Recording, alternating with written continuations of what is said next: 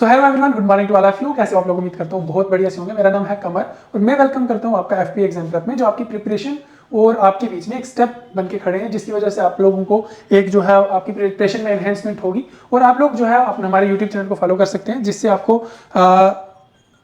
Daily updates exams के regarding और भी जो है लाइव आपको 5:30 बजे डेली का वो आपको लाइव भी देखने को मिलेगा। तो आज हम करंट अफेयर की बात करेंगे। आज हम बात करेंगे 11th और 12th और 13th जैन के करंट अफेयर्स के बारे में।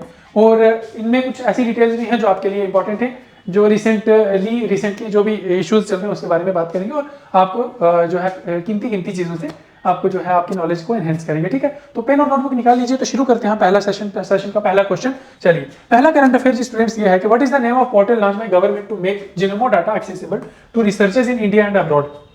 देखो, जीनोम डाटा एक ऐसा डाटा होता है जो बहुत ही unique samples, unique DNA samples और आरएनए सैंपल्स को कलेक्ट करके बनाया जाता है, जो यूनिक होता है। ठीक है, तो उसका एक जो है गवर्नमेंट ने उस पोर्टल को लॉन्च किया है by government to make genome data accessible to researchers in India and abroad. ठीक है, जीनोमो डाटा उसमें जो है वो शो करेगा कि यहाँ पे हमारे पास जीनोमो डाटा अवेलेबल है, वो किसके लिए? इंडियन और फॉरेन रिसर्चर्स के लिए। ठीक है, तो क्या पोर्टल का नाम है? इनमें से चारों में से इसमें समझते हैं। Indian biological data centre, Indian genome repository, और या जीनोमो एक्सेस पोर्टल, या लाइफ साइंस डाटा बैंक। ठीक है, तो जो स्टूडेंट्स इसका करेक्ट आंसर है वो है Indian biological data centre IBDC portal. ठीक है, ये क्या करता है कि जीनोमोस जितने भी स्पेशल या बहुत ही यूनिक RNAs या DNAs होते हैं उनको जीनोमो बनाता है। और एक जो है वो एक पूरा इन लोगों ने इसमें अपने पोर्टल में डाटा सेट किया हुआ है। कम से कम 10,000 से ज्यादा जीनोमो इनके पास सैंपल्स हैं, जो वर्ल्ड और इंटरनेशनल रिसर्चेस के लिए बहुत काम की चीज है। ठीक है, चलिए तो रिपोर्ट देख लेते हैं एक बार कि India launch the Indian biological data centre IBDC portal making 1000 whole जीनोमो,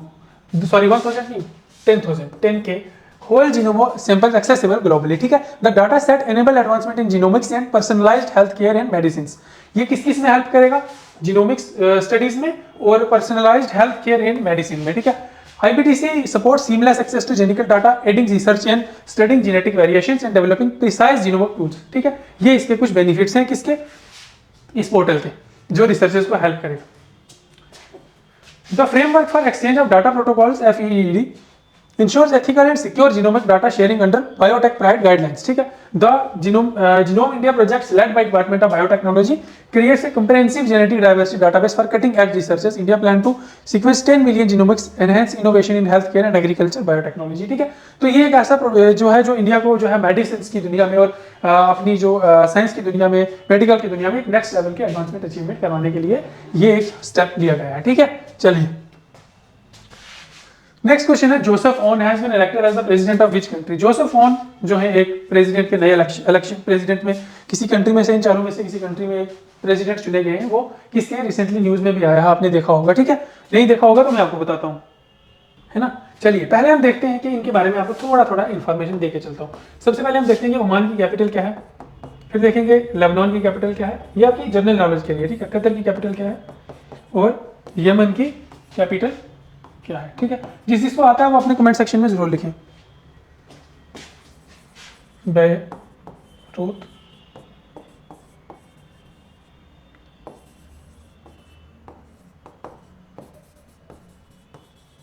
Muscat, Beirut, दोहा, सनाज और मस्कट जो है वो इनके अपने जो है वो कैपिटल्स हैं। सॉरी, कुछ गलत हो गया क्या?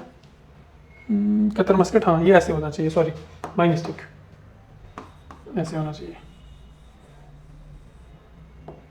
ये तो इसी का ही है, बेरूत लेबनान, कतर की मस्कट है और यमन का जो है सनाज है। ठीक है, चलिए ये तो आपके लिए था एक ऑफिशियल, एक कह सकते हैं एडिशनल जो है वो एक डाटा। ठीक है, जिसको पता तो मोस्टली सबको ही होगा।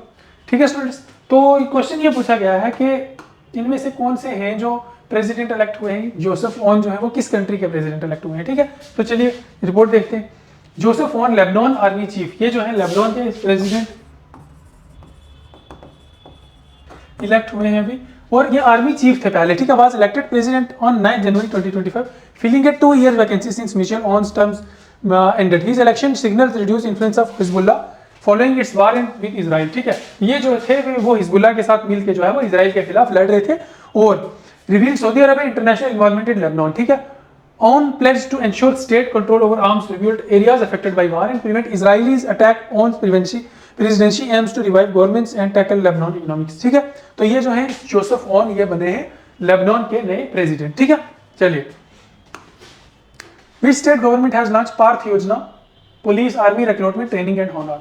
देखो, ये एक पार्थ योजना जो है वो एक स्टेट गवर्नमेंट ने स्टार्ट किया। किस लिए? वो इसलिए किया कि जितने भी यूथ्स हैं, ठीक है, यूथ जितना भी है, यंग यूथ, तो ये जो है ये अपना training, free training for police army etcetera के लिए फ्री रिक्रूटमेंट ट्रेनिंग जो है इनको मिलती है। जो ट्रेनिंग सिलेक्ट होने के बाद आर्मी वालों को मिलती है वो इनको पहले मिलती है, और उसमें इनको जो है वो भी करवाया जाता है पूरा रिटन टेस्ट और सारा फिजिकल टेस्ट वगैरह। तो उसमें जो है ये यूथ को जो है एम्पावरमेंट एम्प्लॉयमेंट की तरफ ये एक मध्य प्रदेश गवर्नमेंट का स्टेप है। ठीक है, इसका नाम है पार्थ योजना। ठीक है, चलिए। पार्थ का क्या मतलब है? Police army recruitment training and हुनर। ठीक है, चलिए। तो ये हम इसके बारे में तो एक रिपोर्ट में पढ़ लेते हैं। मध्य प्रदेश ने लॉन्च किया है पार्थ योजना, जो कि ट्रेन करता है यूथ को। किस लिए? आर्मी में करियर के लिए, पुलिस और पार्लियामेंट्री फोर्सेस के लिए जितनी भी है। ठीक है, फिर चीफ मिनिस्टर मोहन यादव जो है वहां के, उन्होंने अनवील किया इस स्कीम को स्टेट यूथ फेस्टिवल के दिन। ठीक है, the initial fosters patriotism, skill development and employment. ठीक है, अमंग एनर्जेटिक यूथ। तो ये कुछ पार्ट हैं जो इन्होंने बीच में इंक्लूड किए हैं। उसको उनका कॉन्फिडेंस, उनका एक जो है यूथ का जो एक अपना डिसिप्लिन है और एक स्किल उनके डेवलपमेंट करने के लिए, और जिसमें physical training, written exam coaching और जनरल नॉलेज के मैथ इंग्लिश के बारे में भी पढ़ाया जाएगा। इन पर्सनैलिटी डेवलपमेंट का भी कोर्स होगा। ठीक है, ये सब फ्री में है। Divisional level training centres will be set up managed by district sports and youth welfare programme. This scheme aims to channel youth enthusiasm into meaningful employment opportunities. ठीक है, तो ये उनका एम्प्लॉयमेंट अपॉर्चुनिटीज देने का एक बहुत बड़ा हाथ है इसमें। ठीक है, तो ये स्टार्ट किया है किसने? मध्य प्रदेश के गवर्नमेंट ने, मोहन यादव ने। ठीक है, जो वहां के चीफ मिनिस्टर। अगला क्वेश्चन आता है, which organisation release the world economic situation and prospects 2025 report. देखो, उस दिन हमने पढ़ा था वर्ल्ड इकोनॉमिक रिपोर्ट के बारे में, जिसमें इंडिया की एस्टिमेटेड जीडीपी 6.5% बताई गई थी। तो उसमें हमने एक डिटेल वाइज पूरा चैप्टर पढ़ा था। लेकिन आज हम पढ़ेंगे कि इंटरनेशनली कौन सी ऑर्गेनाइजेशन है जो world economic situation and prospects 2025 report जिसने वो निकाली है। ठीक है, जिसने रिलीज किया है। United nation, world bank, international monetary fund या एशियन डेवलपमेंट बैंक। तो इसका जो करेक्ट आंसर है वो है यूएन ने, यूनाइटेड नेशन ने जो है वो ये ऑर्गेनाइजेशन ने ये रिलीज किया है क्या? World economic situation and prospects 2025। ठीक है, इस प्रोस्पेक्टस रिपोर्ट के मुताबिक रिसेंटली जो रिलीज हुआ यूएन की तरफ, according to this report the Indian economy is projected to grow 6.6 in 2025 and 6.7 in 2026, supported 2025 में 6.6% और 2026 में 6.7% ग्रोथ की बात हुई है इसमें। ठीक है, हाईलाइट किया। ठीक है, यूएन ने हाईलाइट किया पब्लिक सेक्टर रोल, जो funding infrastructure, digital connectivity and social infrastructure products, जो जितने भी प्रोजेक्ट्स हैं वो इन्होंने हाईलाइट किए हैं जो प्राइवेटली जो चल रहे हैं। ठीक है, या चलेंगे। Capital expenditure on infrastructure will have strong multiplier effect, boosting growth, manufacturing services and strong export growth in pharmaceuticals and electronics will drive economic activity। ठीक है, फार्मास्यूटिकल्स जो मेडिकल हो गए, मेडिकल डिपार्टमेंट्स जितने हो गए, या इलेक्ट्रॉनिक डिवाइस जितना भी हो गया, जिसमें फोन, टीवी, फ्रिज, हर चीज आती है, इलेक्ट्रॉनिक्स जितने भी प्रोडक्ट है, वो जो है इन दो सेक्टर्स, ये दो सेक्टर्स जो है वो जीडीपी में हाईली जो है वो अपना योगदान देंगे। ठीक है, चलिए। तो ये किसने निकाला है? यूनाइटेड नेशंस ने। ठीक है, यूएन। चलो, अगला क्वेश्चन है, mount Ibu which was seen in the news is located in which country. देखो, माउंट इबू जो है वो एक ऐसा पहाड़ है, 127 पहाड़ों में से एक पहाड़ है, जिसमें active volcanoes,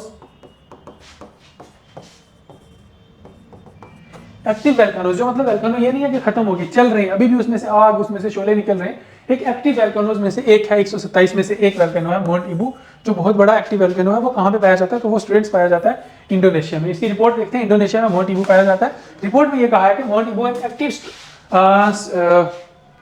strato volcano in Indonesia erupted. ये देखो, ये इस टाइप के कुछ 127 माउंटेन्स है, जिसमें से ये वोल्केनोज जो हैं वो वोल्केनोज की जो एशेस हैं वो और इनके जो धुएं हैं वो निकलते रहते हैं। 27 एक्टिव हैं जो। It is located in Halmahera island, north west coast. Mount Ibu is one of the Indonesia's 127 activities volcanoes. देखो, रिंग ऑफ इंडोनेशिया को ना रिंग ऑफ फायर भी कहते हैं।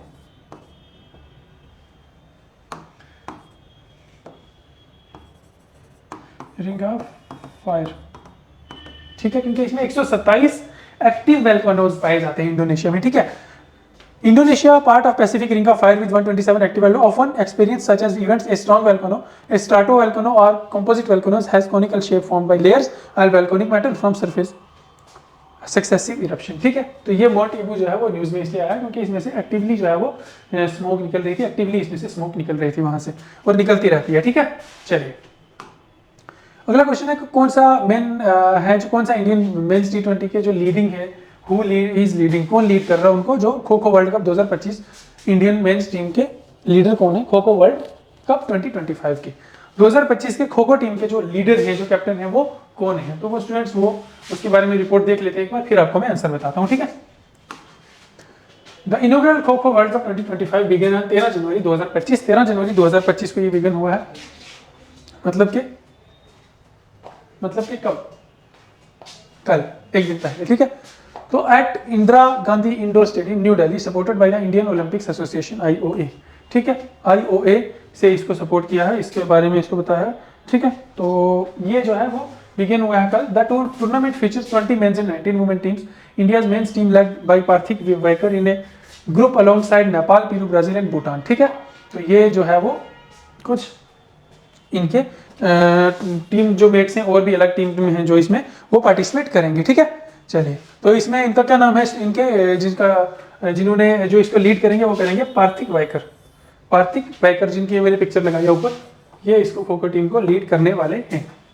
ऑप्शन ए है पार्थिक वाइकर। ठीक है, समझे आप लोग। चलिए next question is, who has been named as the captain of Indian T20 team for the series against England.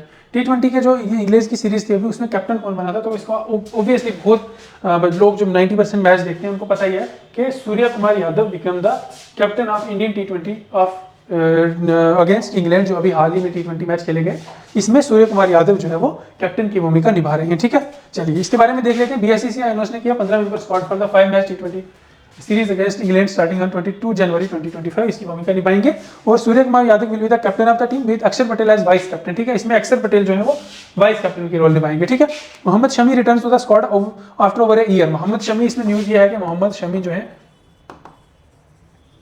वो 1 साल के बाद जो है वो दोबारा से क्रिकेट में आ रहे हैं और इसमें और भी प्लेयर ज्वाइन करेंगे जैसे संजू सैमसन, हार्दिक पांड्या, रिंकू सिंह, तिलक वर्मा एक्सेट्रा। ठीक है, तो इसमें जो कैप्टन रहेंगे वो रहेंगे सूर्य कुमार यादव। अभी देखो, which prominent figure birth anniversary is commemorated on national youth day on जनवरी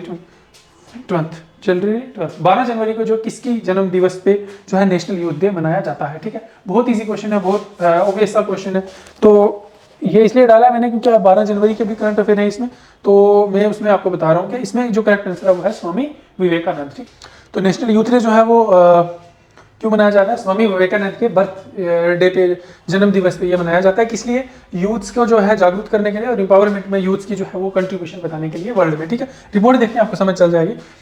देखो, national youth day celebrated on January 12 each year in India. This day commemorates the birth anniversary of Swami Vivekananda, a key figure in the Indian liberation struggle known for the teaching and youth empowerment. ठीक है, ये teaching और youth empowerment के लिए जाने जाते हैं। इस डे का एम क्या है, यूथ को इंस्पायर करना, journey of self development and social contribution, promote Vivekananda values of harmony and brotherhood, encourage young minds to channel their energy towards national building and personal growth। ठीक है, चलिए ये क्वेश्चन थोड़ा सा लेंथी है, थोड़ा सा इंपॉर्टेंट होने वाला है आपको। पूछा गया which occasion did the Mahakumbh 2025 begins in Prayagraj. आपको सभी पता है यूपी प्रयागराज में महाकुंभ मेला जो है इस बार आयोजित होने वाला है। ठीक है, तो क्वेश्चन पूछा गया है कि कौन से ओकेजन पे महाकुंभ का 2024 का मेला जो है वो आयोजित होगा। तो ये होगा महाशिवरात्रि के दिवस पर। तो इसके बारे में रिपोर्ट देखते हैं, फिर इसके बारे में बात करते हैं। इसके अगला वाला क्वेश्चन जो थोड़ा सा लेंथी एक्सप्लेनेटरी होगा उसमें एक्सप्लेन करूंगा। महाकुंभ वर्ल्ड का largest spiritual and cultural gathering है जिसमें लगभग 13 जनवरी 2025 से स्टार्ट है विद अमृत स्नान ऑन भूषण पूर्णिमा। ठीक है, कल से स्टार्ट हो गया। Million of devotees are taking holy dips in the Triveni Sangam. Triveni Sangam के बारे में बात करेंगे अभी। त्रिवेणी संगम अभी बात करेंगे 2 मिनट के बाद, इसका खत्म कर ले फिर इसमें बात करेंगे। The confluence of Ganga, Yamuna and Saraswati river. The year's event is significant due to rare celestial alignment that occurs 1 in 44 years. ये 13 साल के बाद ये एक बार जो है महाकुंभ का जो है वो मेला जो लगता है। ठीक है,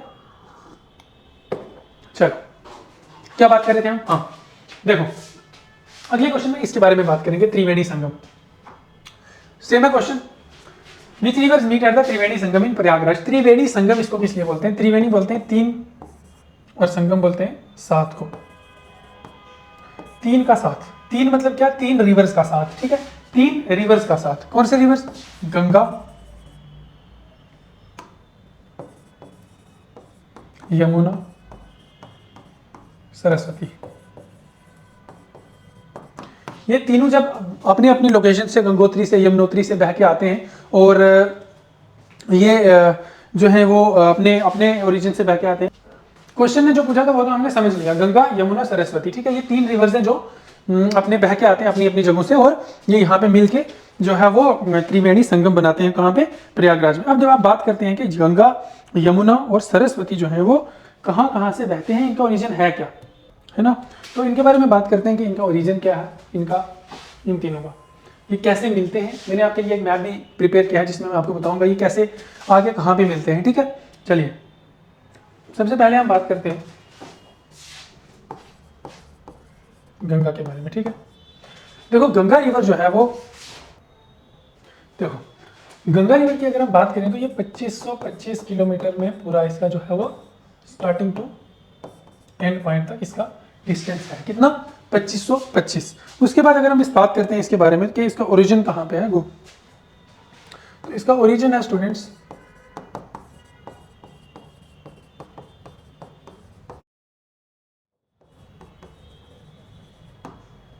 उत्तराखंड, ठीक है। उत्तराखंड गोमुख से ये निकलता है, जिस जहां पे गंगोत्री ग्लेशियर्स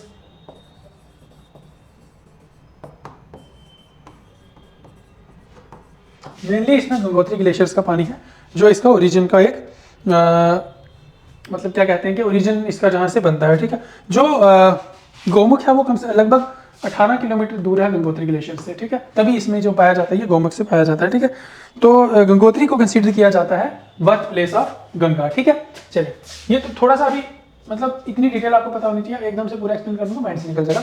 सिर्फ इतना याद रखना 2525 किलोमीटर टोटल है स्टार्टिंग से एंड तक। ओरिजिन है गोमुख उत्तर प्रदेश, जिसमें गंगोत्री जो है गंगोत्री ग्लेशियर से इसका ओरिजिन आता है, और गंगोत्री रीजन को इसका मदर बोलते हैं, ठीक है। जो बर्थ प्लेस इसकी गंगोत्री है, ठीक है। उसके बाद गंगोत्री से जो है गोमुख का डिस्टेंस कितना है, गोमुख का डिस्टेंस कितना है? 18 किलोमीटर, ठीक है। इतना समझ गए। चलिए अब बात करते हैं यमुना रिवर की। यमुना, जिसको पता है कि यमुना रिवर कहाँ से ओरिजिनेट होता है, कितना डिस्टेंस है, तो कमेंट सेक्शन में लिख सकते हैं। चलो देखो ये इसकी लेंथ है 1376 किलोमीटर अप्रॉक्स। कहाँ तक? जहां पे ये मर्ज होता है, कि कहाँ तक मर्ज होता है? गंगा में। कहाँ पे? प्रयागराज में।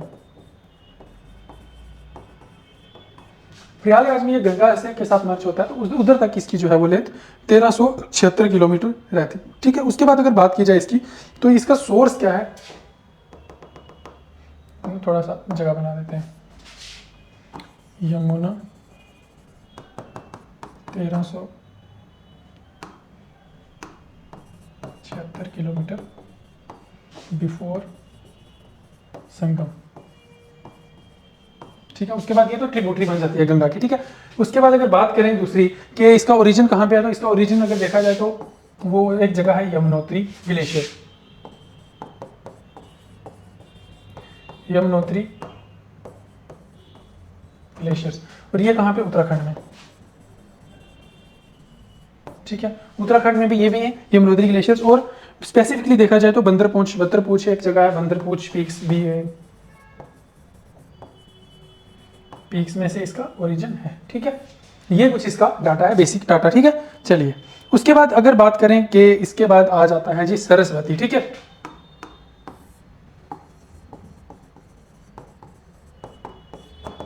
सरस्वती बताओ जिसको पता है सरस्वती का कितना एरिया है, डायमेंशन कितना है, तो वो कमेंट सेक्शन में लिखो, ठीक है। देखो अगर बात की जाए सरस्वती की, तो ये 360 किलोमीटर इनकी लेंथ है, ठीक है। Sorry 360, sorry my mistake, 360 kilometre इनका टोटल लेंथ है, ठीक है। लेंथ अगर देखी जाए तो उसके बाद अगर इसका ओरिजिन देखेंगे, तो ओरिजिन अगर बात करें ओरिजिन की, तो ओरिजिन इसका हिमालय में से, हिमालयाज के हार की दुन, हिमालयाज के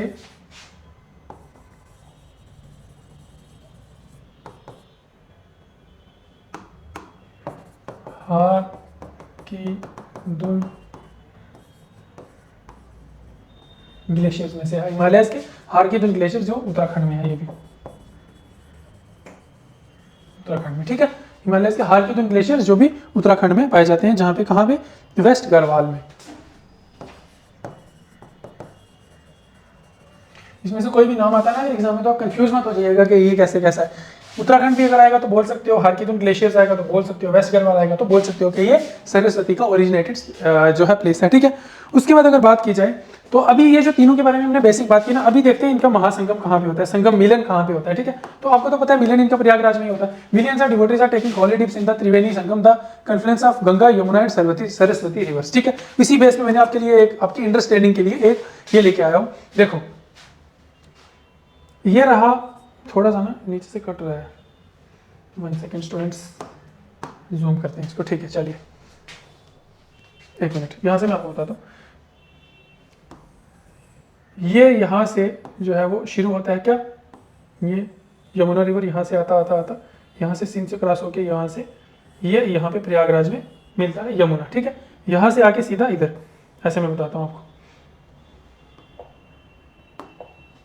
इधर से आएगा ये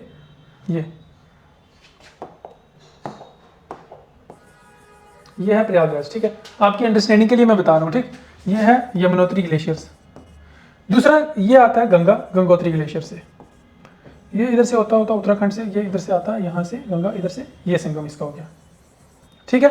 ये हो गया गंगा का, यमुना एंड सरस्वती, ठीक है। स्टूडेंट्स एक इसमें टॉपिक निकल के आता है कि इसमें आपको तो दिख रहा होगा कि 2 रिवर्स ही है, ठीक है। तो इसमें अब आप ये बताओ कि सरस्वती रिवर, आप पूछोगे सर सरस्वती रिवर आपने कहा था 3 रिवर है, तो सरस्वती रिवर का एक माइथोलॉजिकल कंसेप्ट है, जो एक स्क्रिप्चुअल कंसेप्ट है, जिसमें इस रिवर को जो यहाँ से गंगा रिवर के साथ कहीं ना कहीं से मैच होता था, और जो इसको अब इनविजिबल रिवर मानते हैं, लेकिन हिंदू माइथोलॉजी के हिसाब से जो है उनके पुराण में जो सरस्वती रिवर है वो प्रयागराज में एक त्रिवेणी रिवर्स में एक रिवर जो है गंगा यमुना के साथ साथ सरस्वती रिवर भी इंक्लूड होता है। तो इनके मुताबिक हिंदू माइथोलॉजिकल उसके मुताबिक जो है वो इसको कंसीडर किया जाता है इनविजिबल, जो ये बिलीव करते हैं कि सरस्वती जो ज्वाइन करता था गंगा और यमुना को एट त्रिवेणी संगम, पहले पुरानिक स्क्रिप्चर्स में, पुरानिक SCRIPTUR स्क्रिप्चर्स में। तो ये जो है एक अभी तो विजिबल नहीं है, ये जो है वो आपको यहाँ से बहता हुआ यहाँ पे ये सूख जाता है, लेकिन अभी तो विजिबल नहीं है ये, आप कह सकते हो प्रयागराज में, लेकिन ये माना जाता है ये कि एक पावरफुल लेगेसी करके मान सकते हो कि वैदिक पीरियड में जो है त्रिवेणी संगम जो है एक होली साइट है, किसके लिए, हिंदूज के लिए। तो वो बिलीव करते हैं कि सरस्वती रिवर भी जो है वो गंगा और यमुना के साथ जो है वो यहाँ पे मिलता है, ठीक है। तो ये एक जो है आपके लिए एक क्वेश्चन हो सकता है, आपके लिए एक डिटेलिंग, आपके लिए कुछ रिसर्च के लिए हो सकता है कि where did Saraswati river, why Saraswati river disappear, why Saraswati disappear, ठीक है। चलिए तो इसके बारे में हम चर्चा करेंगे किसी नेक्स्ट वीडियो में, एक्सप्लेनेटरी के हिसाब से, अभी करेंगे तो बहुत लंबा हो जाएगा, तो अगली किसी वीडियो में बहुत लंबी इसके बारे में चर्चा करेंगे कि सरस्वती रिवर कहाँ गया आखिर में, तो वो इनविजिबल क्यों बोला जाता है उसको, ठीक है। चलिए अंडरस्टूड। चलिए तो ये 2 रिवर्स हैं जो यहाँ से ज्वाइन करके यहाँ पे प्रयागराज में पहुंचते हैं, अभी ये तो सरस्वती रिवर को इनविजिबल रिवर माना जाता है, बट मानते हैं हिंदू माइथोलॉजी के हिसाब से कि ये रिवर भी जो है वो ज्वाइन करता है और प्रयागराज में त्रिवेणी संगम जो है वो बनते हैं, ठीक है। चलिए, but has India joined in relation to big data and data science in January 2025। जनवरी 2025 में इंडिया ने big data and data science में क्या ज्वाइन किया, जिसमें इंडिया को अपना जो है एक करने के लिए, अपना एक इंक्रीज करने के लिए अपनी साइंटिफिक पोटेंशियल को, वो जनवरी 2025 में इंडिया ने क्या ज्वाइन किया, UN statistical commission, UN commission of expert of big data on big data and data science for official statics, UN data innovation lab, UN sustainable development goals. तो answer इसमें आता है UN committee of expert on big data and data science for official statics, ठीक है। तो इन्होंने क्यों join किया देखते हैं। India join the UN committee of experts on big data and data science for official statics. इन्होंने पर्पस ज्वाइन करने का क्या था, the committee focus on setting global standards and practices for using big data and science in official statics, ठीक है। तो ये इसलिए इनके साथ ज्वाइन किया जिसमें साइंटिफिक इनके बहुत ग्रोथ के लिए, और India's contribution, India will showcase its initiatives such as establishment of the data innovation lab and exploration of the alternation data source. ये इंडिया का इसमें कंट्रीब्यूशन है, किसमें, UN committee of expert on big data and data science official, ठीक है, statics, ठीक है। तो ये था आज के लिए स्टूडेंट्स, आज के लिए करंट अफेयर्स का 2 दिन का करंट अफेयर्स था आज और कल के लिए। तो आप लोग अच्छे से पढ़िए। तो बिना किसी डे मिस आउट किए आप डेली अपना करंट अफेयर जो है वो डेली अपना रिवाइज करें, आप लिख के रखें, ताकि आपको बाद में जब भी रिवीजन एक बार करोगे मंथली करंट अफेयर की तो आपको दिक्कत नहीं आएगी। तो आज के लिए इतना ही, मुझे से इजाजत। Thank you so much.